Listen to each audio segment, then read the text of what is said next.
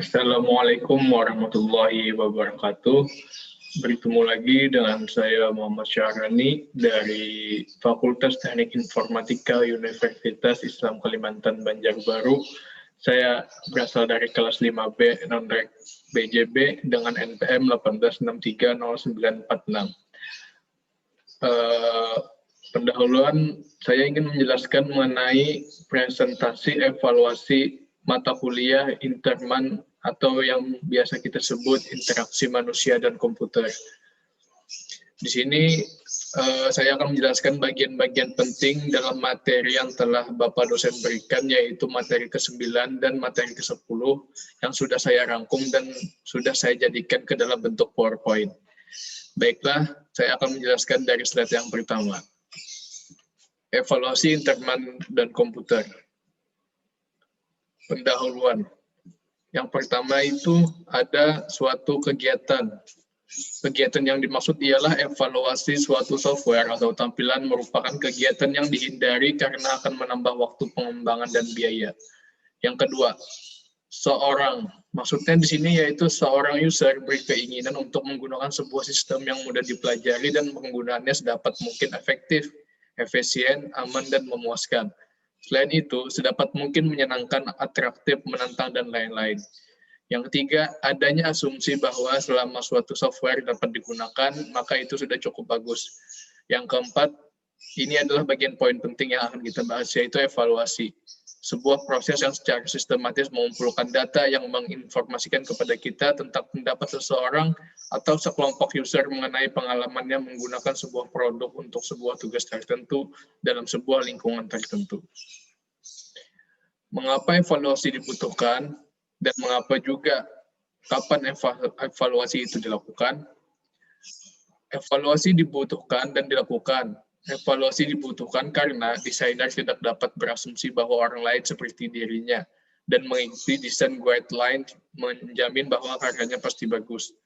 Evaluasi dibutuhkan karena untuk memeriksa apakah user dapat menggunakan produk tersebut dan menyukainya. Kapan dilakukannya evaluasi?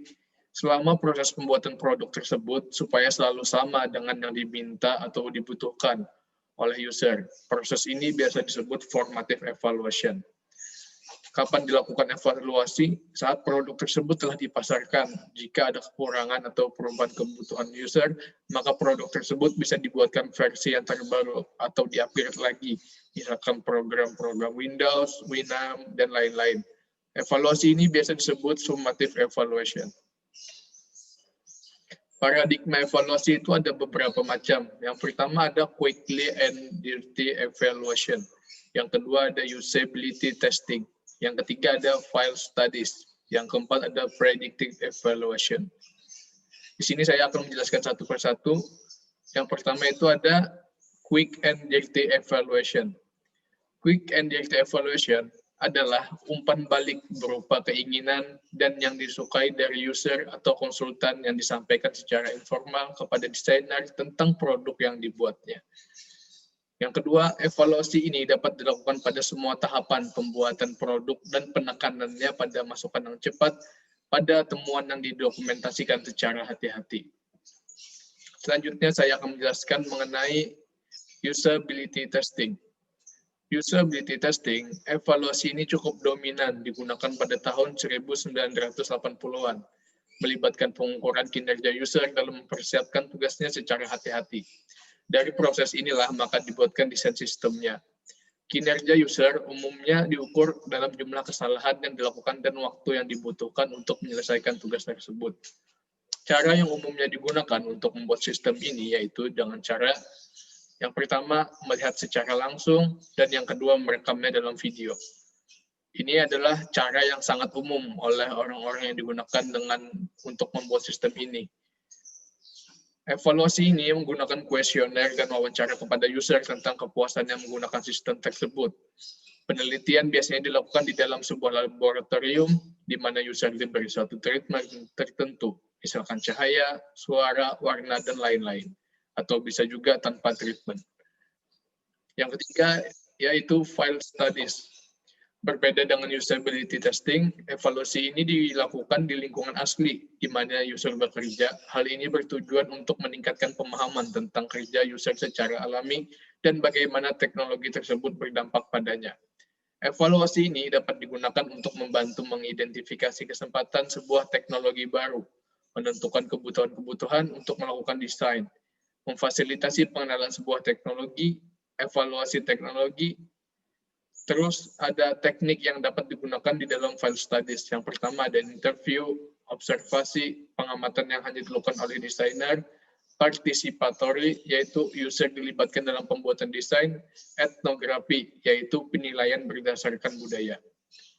Dari data yang didapatkan tersebut, maka desainer dapat melakukan evaluasi, baik secara kuantitatif maupun kualitatif terhadap produknya tersebut.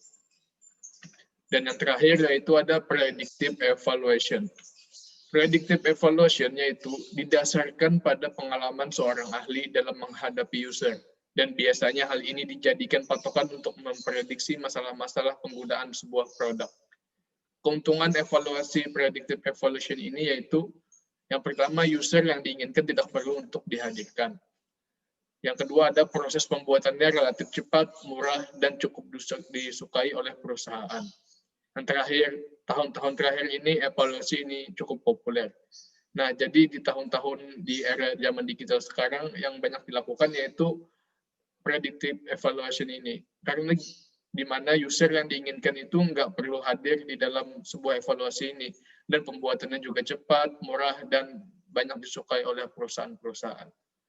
Pastinya kalau banyak yang pakai berarti evaluasi ini adalah salah satu penunjang bagi para user untuk mempermudah pekerjaannya.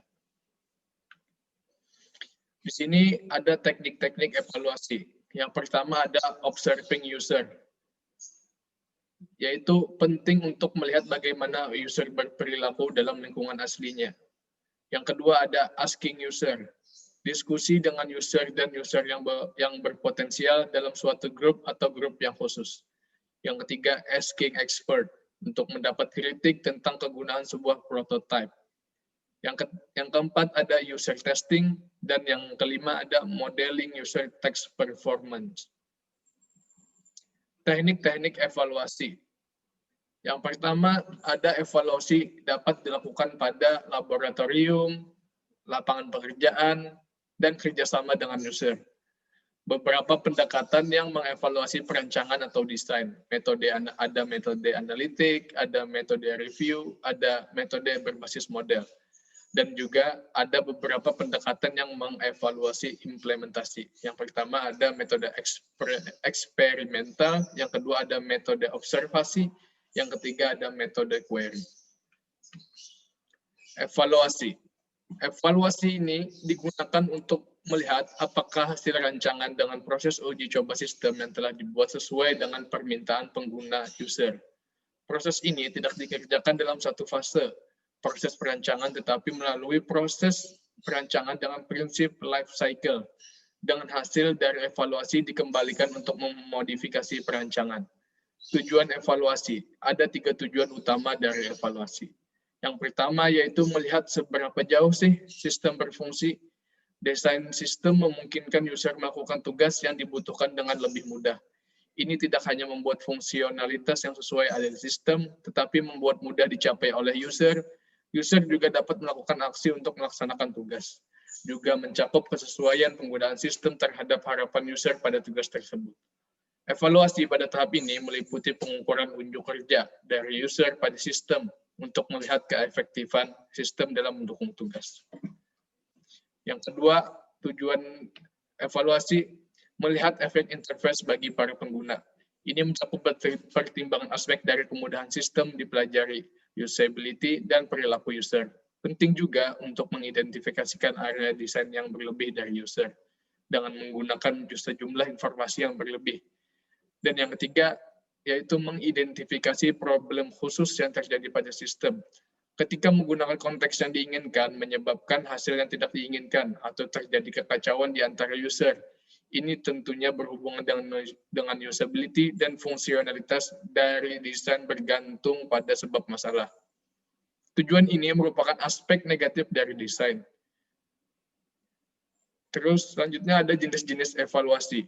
Ada dua jenis utama dari evaluasi, yaitu yang dilaksanakan pada kondisi laboratorium dan yang dilaksanakan pada lingkungan kerja atau lapangan. Yang pertama ada dalam kondisi percobaan atau di dalam laboratorium. Yang kedua dalam kondisi lokasi kerja sebenarnya atau participatory design. Mengevaluasi implementasi. Perbedaan yang besar dengan evaluasi perancangan adalah keberadaan implementasi sistem yang ada dalam berbagai bentuk. Hal ini dapat dimulai dari simulasi kemampuan interaktif sistem sebagai contoh Wizard of Oz, melalui fungsi prototipe dasar sampai dengan sistem yang telah diimplementasikan secara keseluruhan. Yang pertama yaitu ada beberapa bagian mengenai mengevaluasi implementasi. Ada metode empirik, yang kedua ada perancangan eksperimen, dan yang ketiga ada pengukuran statistik. Yang pertama saya akan menjelaskan mengenai metode empirik. Metode empirik atau evaluasi eksperimen, satu metode yang sangat kuat dalam mengevaluasi perancangan atau aspek dari perancangan adalah menggunakan eksperimen yang terkontrol. Ini menyediakan kenyataan empiris untuk mendukung klaim umum atau hipotesis. Setiap eksperimen memiliki dasar yang sama. Evaluator memiliki hipotesa untuk diuji yang dapat ditentukan dengan mengukur beberapa atribut dari perilaku subjek.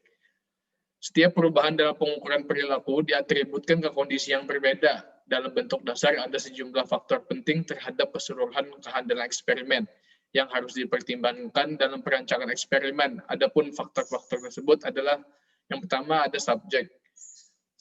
Pemilihan subjek yang sangat penting dalam beberapa eksperimen. Yang kedua, harus setepat mungkin dan keinginan user. Yang ketiga, jika subjek bukan user sebenarnya, maka subjek yang dipilih harus sama usia dan tingkatan pendidikan sebagai kelompok user yang dimaksud. Yang keempat, ada ukuran sampel yang dipilih. Kebanyakan ditentukan dengan pertimbangan pragmatis, kehandalan dari user terbatas. Ukurannya pun juga harus cukup besar untuk mewakili populasi yang diambil dalam eksperimen perancangan dan metode statistika yang dipilih. Yang kedua, ada faktor variabel. Yang pertama, ada independent variable. Karakteristik suatu eksperimen yang memanipulasi untuk menghasilkan kondisi yang berbeda sebagai perbandingan. Contoh, jenis interface, level dari help, jumlah item, dan perancangan icon. Yang kedua, ada dependent variable. Variabel yang dapat diukur dalam eksperimen, contoh pada variabel independen adalah kecepatan dari pemilihan menu.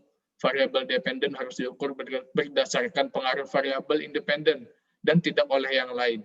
Pilihan umum dari variabel dependen dalam eksperimen evaluasi adalah waktu untuk menyelesaikan tugas, jumlah kesalahan yang dibuat, preferensi user, dan kualitas dari unjuk kerja user. Yang kedua ada perancangan eksperimen. Between group atau randomize. Masing-masing subjek diberikan kondisi yang berbeda, yaitu kondisi eksperimen. Variabel sudah dimanipulasi. Dan kontrol yang identik dengan kondisi eksperimen kecuali untuk manipulasi ini. Kontrol ini memastikan bahwa manipulasi bertanggung jawab untuk setiap perbedaan yang diukur. Keuntungan perancangan ini adalah setiap user menghasilkan satu kondisi. Kerugiannya adalah dengan semakin banyak jumlah subjek yang tersedia, akan menyebabkan hasilnya akan berkurang dan perbedaan antar setiap individu akan membuat bias hasil. Hal ini dapat diatasi dengan memilih dengan hati-hati subjek yang dipilih dan menjamin setiap kelompok terwakili. Setiap user akan menampilkan kondisi yang berbeda. Jumlah user yang tersedia lebih sedikit dan pengaruh dari subjek juga lebih sedikit. Pengukuran statistik. Dua aturan dalam analisa dengan statistik yakni melihat data dan menyimpan data. Menyimpan data penting jika kita akan melakukan metode analisis yang berbeda. Pemilihan analisis statistika bergantung pada tipe data dan pertanyaan yang perlu dijawab. Variabel yang digunakan terbagi dalam satu discrete variable, yaitu menggunakan jumlah yang terbatas dari suatu nilai atau tingkatan. Contoh, warna layar monitor, yakni red, green, blue, atau yang biasa kita singkat dengan RGB. Yang kedua, ada merupakan suatu independent variable. Kemudian, continuous variable, yaitu menggunakan jumlah berapapun, batas atau maupun batas bawah. Contoh, ketinggian seseorang atau waktu yang diperlukan untuk menyelesaikan pekerjaan. Merupakan suatu dependent variable. Ini adalah cara memilih metode-metode evaluasi. Di sini ada 8 faktor. Saya akan menjelaskan satu persatu apa aja faktor-faktor yang memengaruhi kita dalam memilih metode evaluasi. Ada 8 faktor yang membedakan teknik evaluasi yang berbeda yang membantu kita dalam memilih teknik yang sesuai. Yaitu yang pertama ada tingkat siklus, yang kedua jenis evaluasi, yang ketiga tingkat objektivitas dan subjektivitas, yang keempat ada jenis ukuran yang tersedia, yang kelima ada informasi yang tersedia, yang keenam ada kesiapan dari suatu respon, yang ketujuh ada tingkat gangguan yang tidak secara langsung, dan yang ke-8 yaitu sumber yang tersedia. Di sini saya akan menjelaskan mengenai design versus implementation. Ini adalah suatu perbandingan metode-metode yang akan bakal kita pilih. Design versus implementation. Evaluasi pada tingkat perancangan hanya membutuhkan ahlinya dan akan dianalisa, sedangkan evaluasi pada tingkat implementasi membawa user sebagai subjek dari eksperimen. Yang kedua ada laboratory versus field studies. Secara ideal, proses perancangan mencakup dua jenis evaluasi ini, di mana pada laboratorium merupakan awal tingkatan, sedangkan field studies ditempatkan pada tingkat implementasi. Yang ketiga ada subjektif versus objektif. Nah, ini pada teknik yang subjektif, seperti pada cognitive Waltrop maupun think aloud, mempercayakan pada evaluator atau orang yang melakukan evaluasi. Hal ini dapat menyebabkan penilaian evaluator menjadi bias, sehingga diperlukan lebih dari satu orang evaluator. Sedangkan teknik objektif seharusnya menghasilkan hasil yang berulang, yang tidak tergantung pada evaluator. Eksperimen yang terkontrol merupakan contoh pengukuran objektif. Secara ideal, pengukuran secara subjektif dan objektif seharusnya digunakan keduanya. Yang keempat ada kualitatif versus kualitatif measures. Pengukuran menggunakan numerik lebih mudah digunakan menggunakan teknik statistik, sedangkan non-numerik lebih sulit karena dilakukan, akan tetapi menghasilkan sesuatu yang penting secara lengkap yang tidak dapat dilakukan secara numerik. Dan yang terakhir yaitu ada informasi yang tersedia.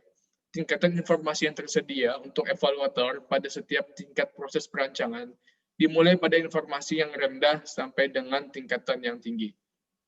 Nah, jadi itu adalah 8 faktor dan juga ada perbandingan dalam user untuk memilih metode evaluasi.